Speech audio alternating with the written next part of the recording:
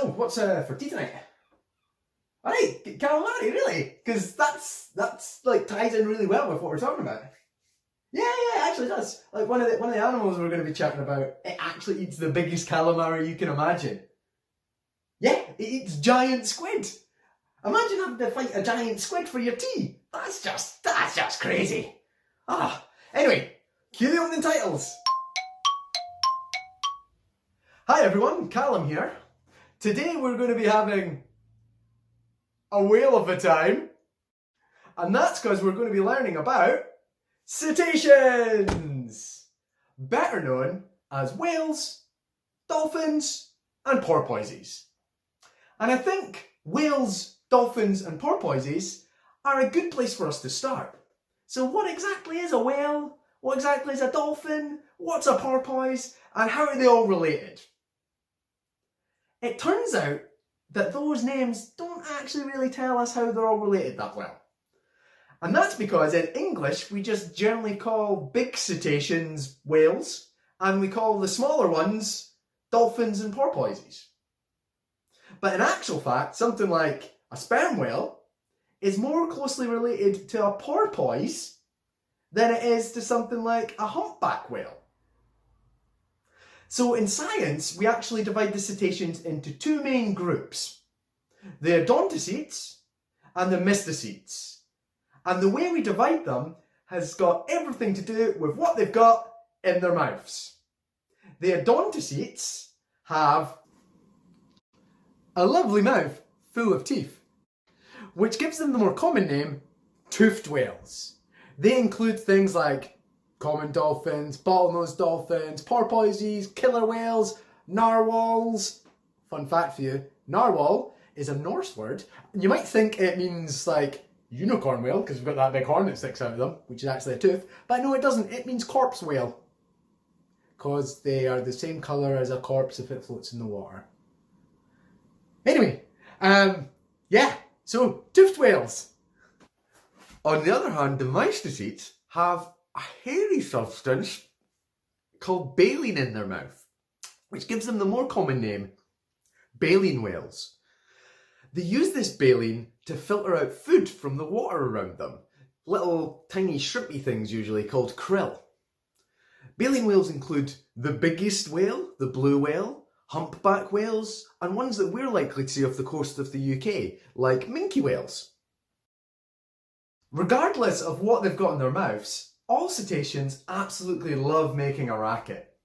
Whether it be from humpback whales to the tiny chitter-chatter of dolphins.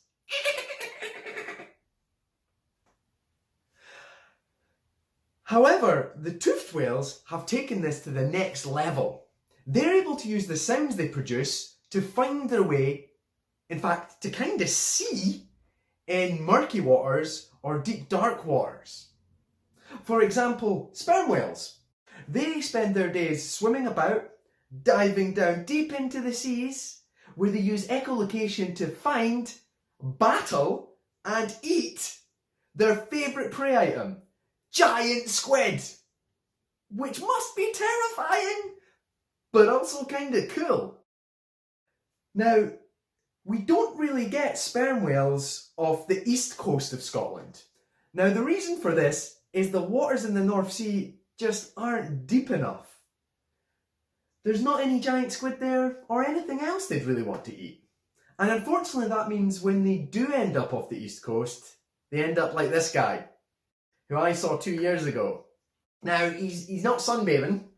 He's about 2 miles outside Dundee. I'm not sure why you'd want to sunbathe outside Dundee. It's not exactly the sunniest place in the world. No, he has kicked the bucket. And the reason for that is because he ended up in the North Sea and there was nothing for him to eat. But don't worry, it's not all doom and gloom. I got up at 5 AM this morning. 5 AM, just for you. And I took this video. Now, it's not going to win any awards, because it turns out I'm pretty rubbish at filming sea mammals.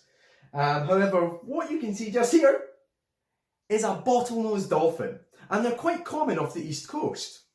The bottlenose dolphins we get off the east coast of Scotland aren't just cool, they're also some of the biggest and chunkiest in the world.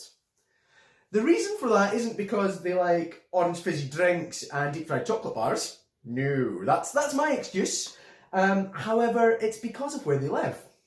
The North Sea is absolutely freezing. And it turns out if you live somewhere cold, it's advantageous to be as chunky as possible. And that's the excuse I'm going to use as I get fatter and fatter and fatter over this quarantine period. It's science. I'm adapting. Anyway, I hope you had fun today learning about whales. And it was a whale of a time. If you'd like to test how much you know about whales, dolphins and porpoises, then why not take part in our quiz, which is down in the comments section. Remember to follow us, like us on social media, and I'll see you next time. I've been Calum. Bye just now.